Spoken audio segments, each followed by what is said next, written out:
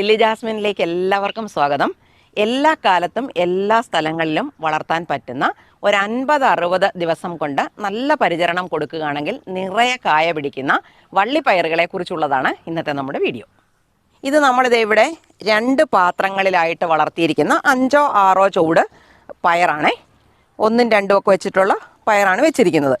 കണ്ടോ, ഇതിൻ്റെ എല്ലാം വിത്തുകളെന്ന് പറഞ്ഞാൽ ഇതിപ്പം നമ്മൾ കാണുന്നത് വയലറ്റ് നിറത്തിലുള്ള പയറാണ്. അതാണ് ഇത്. നല്ല നീളം എന്ന് പറഞ്ഞാൽ ഇത് കണ്ടോ, നിങ്ങൾക്ക് അതിൻ്റെ നീളം കാണുമ്പോൾ മനസ്സിലാകും. കണ്ടോ, ഇതേപോലെ നീളത്തിൽ വളരുന്ന അപ്പുറത്തെ സൈഡിലോട്ടൊക്കെ തന്നെ വളർന്ന് കിടപ്പുണ്ട്. ഇത് കണ്ടോ, എന്നാ നല്ല നീളാന്ന് കണ്ടോ. ഇതേപോലെ നീളത്തിൽ വളരുന്ന പയറാണ്. അതിൻ്റെ തന്നെ പച്ചപ്പയറാണ് കേട്ടോ. നല്ല സൂപ്പർ പയറുകളാണ്. അതേപോലെ നമുക്ക് കുറ്റി പയറുകളും ഉണ്ട്. പിന്നെ എന്നോട് ആൾക്കാർ ചോദിക്കുന്നുണ്ടായിരുന്നു കഴിഞ്ഞ ദിവസം, ഈ പൊട്ടുവെള്ളരി എന്ന് പറഞ്ഞാൽ എന്നാന്ന് കേട്ടോ. ഇതാണ് ഇങ്ങനെ പൊട്ടിക്കീറും, പൊട്ടി തുറന്നു വരുന്നതാണ് പൊട്ടുവെള്ളരി. അപ്പം നമ്മൾ സാധാരണ കറിവെള്ളരിയൊക്കെ ആണെങ്കിൽ പഴുത്താൽ നല്ല മഞ്ഞ കളറിൽ തന്നെ ചെടികളെ കിടന്നോളും, നമ്മൾ വിളവെടുക്കാൻ താമസിച്ചാലും. ഇതങ്ങനെയല്ല, പാകമാകുമ്പം പൊട്ടിക്കീറും. അതുപോലെ തന്നെ അതിനകത്തെ സാധനം എന്ന് പറയുന്നത് നല്ല സ്പോഞ്ച് പോലെയുള്ളതാണ്.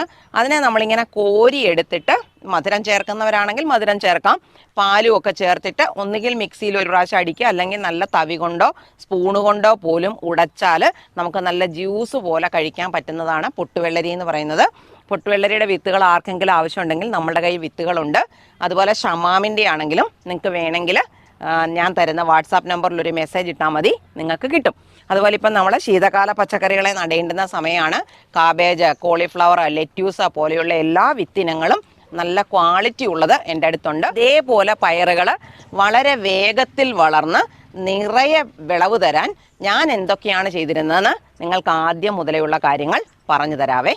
അതിനാദ്യം നമ്മളിത് ഇതുപോലെ വിത്തുകൾ പാകി മുളപ്പിച്ചെടുക്കും. കണ്ടോ, ഇങ്ങനെ വിത്തുകൾ പാകി മുളപ്പിക്കുന്നതിന് ഞാൻ ചെയ്യുന്നതെന്ന് പറഞ്ഞാൽ ഒരു പകൽ മുഴുവൻ അല്ലെങ്കിൽ ഒരു രാത്രി മുഴുവനും പയറിൻ്റെ വിത്തുകളെ വെള്ളത്തിലിടും.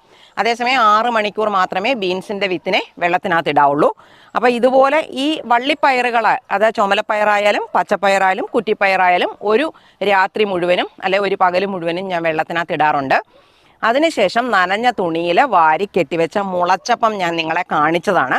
അതിനുശേഷം നമ്മുടെ പോട്ടിംഗ് മിക്സ് കുറച്ച് ചകിരിച്ചോറുമായിട്ട് കൂട്ടിച്ചേർത്ത് ഇതുപോലെ പ്ലാവിലകളിലും അതുപോലെ ചെറിയ ഗ്ലാസ്സിലുമായിട്ട് പാകി വെച്ചതാണ്. ഇപ്പം 3ാമത്തെ ദിവസമായപ്പോൾ അവരെല്ലാം തന്നെ കിളുത്ത് മുകളിലേക്ക് വന്നു തുടങ്ങി. അപ്പം നമ്മുടെ പയർ വെള്ളത്തിലിടുമ്പോൾ തന്നെ നമ്മളിത് ഇതേപോലെ തട ഒരുക്കിയിടണം കേട്ടോ. അപ്പോൾ ഈ തടവ് എങ്ങനെയാണ് ഒരുക്കിയിട്ടത് എന്ന് ഞാൻ കഴിഞ്ഞ വീഡിയോയിൽ കാണിച്ചു തരുന്നുണ്ട്. തട ഒരുക്കാനായിട്ട് ഇതേപോലെ നമ്മുടെ പാത്രങ്ങൾക്കകത്തേക്ക് മണ്ണുകൾ ഒരുക്കാൻ അറിയാൻ മേലാത്തവരുണ്ടെങ്കിൽ ആ വീഡിയോ ഒന്ന് കണ്ടു നോക്കണം. ഇങ്ങനെ നമ്മളിപ്പോൾ ഇത് കുറച്ചുകൂടെ ഒന്ന് മുളച്ച് കഴിഞ്ഞാൽ, കുറച്ച് വളർന്ന് പൊങ്ങിക്കഴിഞ്ഞാൽ നമ്മളിത് ഇവിടേക്ക് മാറ്റി നടും. അങ്ങനെ മാറ്റി നട്ടാൽ ഒരു 2 ആഴ്ച വരെ നമ്മൾ ഒരു വളവും കൊടുക്കേണ്ട കാര്യമില്ല. അതിനുള്ളത്ര വളം നമ്മൾ നമ്മുടെ പോട്ടിംഗ് മിക്സിനകത്ത് ചേർത്തിട്ടുണ്ട്. 2 ആഴ്ചയ്ക്ക് ശേഷം മാത്രം നമ്മൾ വളം കൊടുത്തു തുടങ്ങിയാൽ മതി. പയറിന് ചുവട്ടിൽ എപ്പോഴും നനവും തണുപ്പും നിലനിൽക്കേണ്ടതാണ്. എങ്കിലേ അവർക്ക് നല്ല വളർച്ചയും അതിനൊത്ത വിളവും തരാൻ പറ്റുള്ളൂ. എന്നാൽ വെള്ളം കെട്ടിക്കിടക്കാനും കൂടിപ്പോകാനും പാടില്ല. രാവിലെയും വൈകുന്നേരവും നന്നായി ചെടിയുടെ ചുവട് നനച്ചു കൊടുക്കണം. ഇതുപോലെ പയറ് വളർന്ന് ഒരു 4 ഇല പരുവമായാൽ നമ്മളിതിൻ്റെ ചുവട്ടിലെ മണ്ണ് നല്ലപോലെ ഒന്ന് ഇളക്കി കൊടുക്കണം കേട്ടോ. ഇങ്ങനെ ചുവട്ടിലെ മണ്ണ് നല്ലപോലെ ഇളക്കി കൊടുത്തിട്ട് കണ്ടോ, ഇതുപോലെ ചുറ്റിനും നല്ലവണ്ണം നമ്മൾ മണ്ണ് ഇളക്കി ഒന്ന് ചുവട്ടിലേക്ക് കൂട്ടിക്കൊടുക്കും. അങ്ങനെ കൂട്ടിക്കൊടുത്തതിന് ശേഷം ഞാൻ ചെയ്യുന്നതെന്ന് പറഞ്ഞാൽ ഇത് ഈ പാത്രത്തിനകത്ത് ഞാൻ പകുതി ഭാഗം വെള്ളം എടുത്ത് വെച്ചിട്ടുണ്ടേ. എന്നിട്ട് അതിലേക്ക് നല്ല ചാണകവെള്ളം ഇല്ലെങ്കിൽ ബയോഗ്യാസ് പ്ലാന്റിലെ ബയോഗ്യാസിൻ്റെ സ്ലറിയോ ഒക്കെ നമുക്ക് ഉപയോഗിക്കാം. പക്ഷെ വളരെ നേർപ്പിച്ചതിന് ശേഷം മാത്രമേ കൊടുക്കാവുള്ളൂ. ചെടിയുടെ ചുവട്ടിലേക്ക് നല്ലോണം ഒഴിച്ചു കൊടുക്കാം. കണ്ടോ, ഇങ്ങനെ ഏതെങ്കിലും സ്ലറി കൊടുക്കുന്നതാണ് ഇത്രയും ചെറുപ്പത്തിൽ നല്ലത്. നമ്മുടെ ജൈവ സ്ലറി കൊടുത്താലും കുഴപ്പമൊന്നുമില്ല. വളരെ നേർപ്പിച്ച് മാത്രമേ കൊടുക്കാവുള്ളൂ. കൊഴുകൊഴാന്ന് ഒഴിച്ചു കഴിഞ്ഞാൽ ഇതിൻ്റെ ചുവട്ടിൽ അടിഞ്ഞു കിടക്കും. പിന്നെ എയർ സർക്കുലേഷൻ ഇല്ലാതെ പോവുകയും ചെടി വാടിയും പഴുത്തുമൊക്കെ പോവുകയും നഷ്ടപ്പെട്ടു പോകാനുള്ള സാധ്യതയുണ്ട്. അതുകൊണ്ട് കൊടുക്കുന്ന സ്ലറികളെല്ലാം വളരെ വളരെ നേർപ്പിച്ചതിന് ശേഷം മാത്രം കൊടുക്കുക. അപ്പോൾ കഴിഞ്ഞ ദിവസം എനിക്കൊരാൾ കമൻറ്റ് ഇട്ടിട്ടുണ്ട് അതിനകത്ത്, ഈ ജൈവ സ്ലറി കൊടുത്തു കഴിഞ്ഞിട്ട് വെള്ളം കൊടുക്കണോ, അതെങ്ങനെയാണ് ചെയ്യേണ്ടത്, അങ്ങനെയുള്ള കാര്യങ്ങളെക്കുറിച്ച് പറയാനാണ് പറഞ്ഞിരിക്കുന്നത്. അപ്പം നമ്മൾ ജൈവ സ്ലറി കൊടുക്കുന്നത്, ജൈവ സ്ലറി ഒഴിച്ചു കൊടുത്തേച്ച് വെള്ളം കൊടുക്കുമല്ല, ഇരട്ടിയായിട്ടോ 10 ഇരട്ടിയായിട്ടോ, ഏറ്റവും കുറഞ്ഞത് വലിയ വലിയ ചെടികൾക്കൊക്കെ ആണെങ്കിൽ ഇരട്ടി വരെയൊക്കെ നേർപ്പിച്ചിട്ട് കൊടുക്കാം. ഈ പച്ചക്കറികൾക്കൊക്കെ കൊടുക്കുമ്പം മിനിമം 8 ഇരട്ടി വരെയെങ്കിലും നേർപ്പിക്കണം. 10 ഇരട്ടിയാണ് നമ്മൾ പറയുന്നത്. അപ്പോൾ അതുപോലെ നേർപ്പിച്ചാണ് കൊടുക്കുന്നതെങ്കിൽ പിന്നെ വെള്ളം കൊടുക്കേണ്ട കാര്യമില്ല. അങ്ങനെ ചെയ്താൽ മതി കേട്ടോ. അല്ലാതെ വെള്ളം കുറച്ച് കൊടുത്തു കഴിഞ്ഞാൽ ചെടി കരിഞ്ഞു പോകും. ഇതുപോലെയൊക്കെ വളർച്ചയെത്തിയ, കുറച്ച് വളർന്നു തുടങ്ങി, ഇപ്പം നമ്മൾ മുമ്പേ കാണിച്ചില്ലേ, ആ സ്ലറി കൊടുത്തു കഴിഞ്ഞാൽ പെട്ടെന്ന് ചെടികൾ വളർന്നു കയറും കേട്ടോ. ഈ ഇടയ്ക്ക് ഇതുപോലൊക്കെ വരുന്ന കുറച്ച് ഇലകളൊക്കെ നമുക്കങ്ങ് മുറിച്ച് കളയുകയോ അല്ലെ വെട്ടിക്കളയുകയോ ഒക്കെ ചെയ്യാം. അതാണ് കായ്ഫലം കൂടി കിട്ടാൻ നല്ലത്. ഇപ്പം ചുവട്ടിലെ ഇലകൾ കണ്ടത് ഇതേപോലെ പഴുത്തു പോകും. പഴുത്തു പോകുമ്പോൾ എപ്പോഴും കീടങ്ങളുടെ ശല്യം ഉണ്ടാകാനുള്ള സാധ്യത കൂടുതലാണ്. അപ്പം ഞാൻ എൻ്റെ 5-6 ഇലകൾ ഇതിൻ്റെ അതങ്ങോട്ട് പറിച്ച് കളഞ്ഞിട്ടുണ്ട് കേട്ടോ. വേണമെങ്കിൽ ഇതിൻ്റെ ചുവട്ടിലോട്ട് ഇട്ടിട്ട് മണ്ണിട്ട് കൂട്ടി കൊടുക്കാം.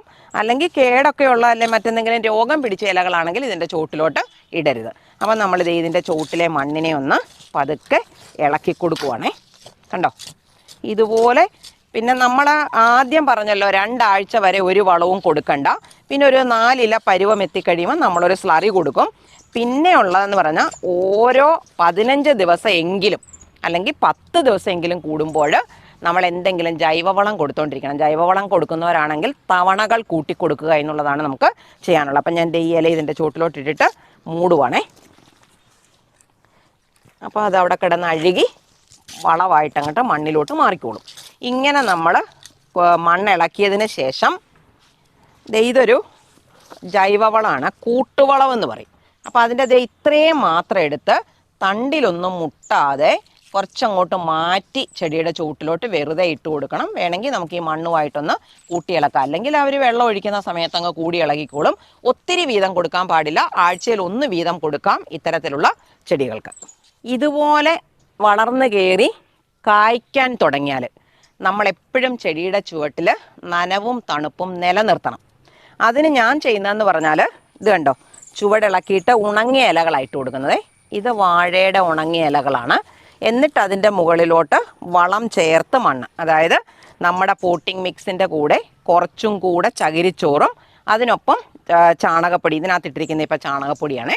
ചാണകപ്പൊടിയോ അല്ലെങ്കിൽ കൂട്ടുവളമോ അല്ലെങ്കിൽ കോഴിവളമോ അങ്ങനെയുള്ള എന്തെങ്കിലും വളം ചേർത്ത് ഈ നമ്മൾ ഇട്ടിരിക്കുന്ന ഈ ഉണങ്ങിയ ഇലകളുണ്ടല്ലോ, പൊതയായിട്ട് ഉണങ്ങിയത് വേണമെന്നില്ല, ശീമക്കൊന്നയുടെ ഒക്കെ ഇല കിട്ടുന്നവരാണെങ്കിൽ അങ്ങനെയും ചെയ്യാം. നമ്മളിപ്പോൾ ശീമക്കൊന്നയെന്ന് പറഞ്ഞ് നിർബന്ധം പിടിച്ചിട്ട് കാര്യമില്ല.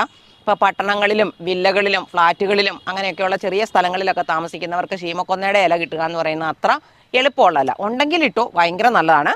അല്ലെങ്കിൽ എന്തെങ്കിലും തരത്തിലുള്ള ഉണങ്ങിയ ഇലകൾ, ഇപ്പം നമ്മൾ ഇതുപോലെ ചെടികളൊക്കെ നട്ട് വളർത്തുന്നവരാണെങ്കിൽ അതിൻ്റെ ചുവട്ടിലെല്ലാം ഇലകളൊക്കെ വീണിട്ടൊക്കെ ഉണ്ടായിരിക്കും. അതൊക്കെ അടിച്ചു വാരുന്നതാണെങ്കിലും ഇട്ട് കൊടുത്താൽ മതി. അല്ലെങ്കിൽ മുറ്റം അടിച്ചു വാരുന്നതോ അങ്ങനെയുള്ള എന്തെങ്കിലും ഇലകളോ അല്ലെങ്കിൽ പേപ്പറാണ്, ഇനി ഇതൊന്നും ഇല്ലെങ്കിൽ പേപ്പറാണെങ്കിലും മതി, ഹാർഡ് ബോർഡിൻ്റെ പെട്ടികളോ അങ്ങനെ എന്തെങ്കിലുമൊക്കെ ഉണ്ട്, ചെറുതായിട്ട് കീറിയിട്ടിട്ട് അതിൻ്റെ മുകളിൽ മണ്ണിട്ട് കൊടുക്കണം. അപ്പം നനവ് നിലനിൽക്കും. അതുപോലെ ഇങ്ങനെ കായ്ക്കാൻ തുടങ്ങിയ ചെടികൾക്ക് ഞാൻ കൊടുക്കുന്നതെന്ന് പറഞ്ഞാൽ ഇത് നമ്മുടെ ജൈവ സ്ലറിയാണേ. ഞാനൊരു പകുതി ഭാഗം ജൈവ സ്ലറി എടുത്തു വെച്ചിട്ടുണ്ട്. അതിനകത്തോട്ട് ഇരട്ടിയായിട്ട് വെള്ളം ഒഴിക്കുക കേട്ടോ. കണ്ടോ, ഇനി ഞാൻ ഈ ചെടിയുടെ ചുവട്ടിലേക്ക് ഇതിനെ ഇങ്ങനെ കണ്ടോ ഇങ്ങനെ ഒഴിച്ചു കൊടുക്കും. അത് കുറച്ചുകൂടെ കൂടുതലുണ്ടെങ്കിലും കുഴപ്പമില്ല. ഇതിപ്പോൾ ഇത്രയും വിസ്താരമുള്ള പാത്രം ആയതുകൊണ്ട് ഇതിനകത്തൊരു 2 പാത്രം വരെ വേണമെങ്കിലും ഒഴിച്ചു കൊടുക്കാം. ഇതൊക്കെ നമ്മൾ ചെയ്യുന്നുണ്ടെങ്കിലും ഉണ്ടല്ലോ, മാസത്തിൽ 1 പ്രാവശ്യം 1 സ്പൂൺ കുമ്മായം 1 ലിറ്റർ വെള്ളത്തിനകത്ത് കലക്കി പയറായാലും തക്കാളി ആയാലും വെണ്ടയായാലും വഴുതനയായാലും അതിൻ്റെയൊക്കെ ചുവട്ടിൽ ഒഴിച്ചു കൊടുക്കാൻ മറന്നു പോകരുത്. അതുപോലെ ഓരോ 15 ദിവസം കൂടുമ്പോഴും സ്യൂഡോമോണാസ്, ഇത് കണ്ടോ ഞാൻ സ്യൂഡോമോണാസ് ഇവിടെ കലക്കി വെച്ചിരിക്കുവാണ്. സ്യൂഡോമോണാസിൻ്റെ അളവെന്ന് പറയുന്നത് 20 ഗ്രാം 1 ലിറ്റർ വെള്ളത്തിനകത്താണ് നമ്മൾ കലക്കുന്നത്. ഞാൻ പൊടി രൂപത്തിലുള്ളതാണ് വാങ്ങിക്കുന്നത്. ലിക്വിഡ് ആണെങ്കിൽ 1 ലിറ്ററിനകത്ത് 5 മില്ലിയാണ് പറയുന്നത് കേട്ടോ. അപ്പോൾ ഇതുപോലെ കലക്കിയ സ്യൂഡോമോണാസിനെ നമുക്ക് ഇലകളിലും തണ്ടിലും ഒക്കെ വീഴത്തക്ക രീതിയിൽ ഒഴിച്ചു കൊടുക്കാം, മണ്ണിൽ ഒഴിച്ചു കൊടുക്കാം. അതുപോലെ ഇലകളിൽ സ്പ്രേ ചെയ്ത് കൊടുക്കുന്നവരാണെങ്കിൽ അങ്ങനെയൊക്കെ ചെയ്ത് കൊടുക്കാം കേട്ടോ. ഇത് നമ്മുടെ ബ്രൊക്കോളിയാണേ. കണ്ടത് ഇത്രയും വരെ വളർന്നിട്ടുണ്ട്. ഇതിൻ്റെ വളപ്രയോഗമൊക്കെ ഞാൻ നിങ്ങളോട് പറഞ്ഞു തന്നിട്ടുള്ളതാണ്. നിങ്ങളും ഇതേപോലൊക്കെ തന്നെ ചെയ്തു നോക്കണം. തുടക്കത്തിലെ നല്ല വളർച്ച ഉണ്ടെങ്കിൽ മാത്രമേ ചെടിക്ക് നല്ല വിളവും തരാൻ പറ്റത്തുള്ളൂ. ഇനി നമുക്ക് നമ്മുടെ പയറിൻ്റെ അടുത്ത് പോയിട്ട് പയറൊന്ന് വിളവെടുക്കാവേ. അപ്പം നമുക്കിത് ഇതിനെ വിളവെടുക്കാവേ. ഇപ്പം ശരിക്കും പറഞ്ഞാൽ എൻ്റെ ഈ പയർ ചെടിയിലുണ്ടല്ലോ ഈ പ്രാവശ്യം ഒരു മുഞ്ഞയുടെ ശല്യം ഉണ്ടായില്ല കേട്ടോ. അത് നമ്മൾ ആഴ്ചയിൽ ബിവേറിയ നേരത്തെ ചെയ്യുന്നുണ്ടായിരുന്നു. പക്ഷേ അതിലേറെ ഇപ്പം ഈ ആഴ്ചയൊന്നും ഞാൻ ബിവേറിയ ചെയ്തിട്ടുള്ളതല്ല. കാരണം എന്നാണെന്നറിയോ, ഇവിടെ എല്ലാം പുളിയുറുമ്പ് വന്ന് നീറെന്ന് പറയുന്ന വലിയ ഉറുമ്പില്ലേ അത് വന്ന് കൂട് കൂട്ടിയിട്ടുണ്ട്. ഈ നീറ് വന്ന് കൂട് കൂട്ടിക്കഴിഞ്ഞാൽ ചെറിയ ചെറിയ കീടങ്ങളുടെ എല്ലാ ശല്യം അവരില്ലാതാക്കും. ചെറിയ തരത്തിലുള്ള ചാഴിയോ അതുപോലെ മുഞ്ഞയോ അങ്ങനെയുള്ളവരൊക്കെ ഉണ്ടെങ്കിൽ ഈ പ്രാവശ്യം എൻ്റെ പയറിൻ്റെ ചെടിയെ കാര്യമായ ഒരു ശല്യവും വന്നിട്ടില്ല. കാരണം ഇവിടെ നീറ് വന്ന് കൂട് കൂട്ടിയതുണ്ട്. കഴിഞ്ഞ ദിവസം ഞാൻ പറഞ്ഞില്ലേ പീച്ചിൽ പറിച്ചപ്പം അതിനെ ചുറ്റിക്കെട്ടി കൂട് കയറി വന്ന കാരണം അതിൽ വളരാതെ പോയിട്ടുണ്ടായിരുന്നേ. അപ്പം എന്തേ ഇത് കണ്ടോ, ഇതുപോലെ നീളമുള്ള പയറാട്ടോ. ഒരു 10 പയറുണ്ടെങ്കിൽ നമുക്ക് നല്ല സൂപ്പറായിട്ടൊരു തോരൻ വെക്കാനായിട്ട് പറ്റും. അപ്പം ഇങ്ങനെ പറിക്കുമ്പം നമ്മളെല്ലാം ഒരുമാതിരിപ്പെട്ടതിനെ എല്ലാം കൂടെ ഒരുമിച്ച് അങ്ങ് പറിച്ചെടുക്കുവാണേലേ ചിലത് ഇച്ചിരി വിളവൊക്കെ കുറവുണ്ടായിരിക്കും, പക്ഷെ അതും കൂട്ടി പറിച്ചെടുക്കുവാണ് നല്ലത്. അപ്പം നമുക്ക് അടുത്ത പ്രാവശ്യം ഒരേ കണക്കിന് വിളവെടുക്കാനായിട്ട് പറ്റും. കണ്ടോ, നല്ല സൂപ്പർ പയറുകളല്ലേ.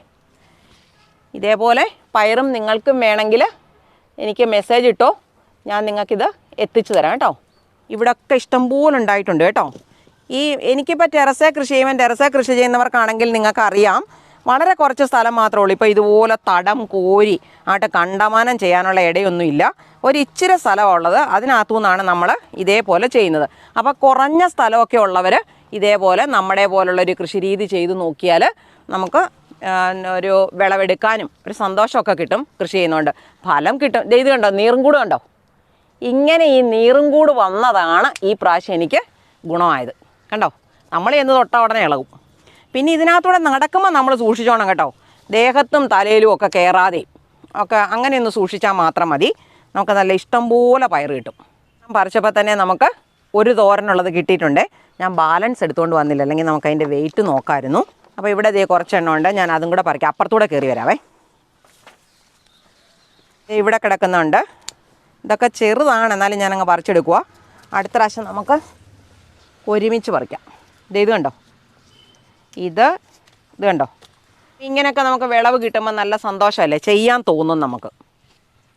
ഇവിടെ വരണോണ്ട് ഇത് ഇച്ചിരി നല്ല പാകമായതാണ്, നല്ല വലിപ്പവും വെച്ചതാണ് കണ്ടോ.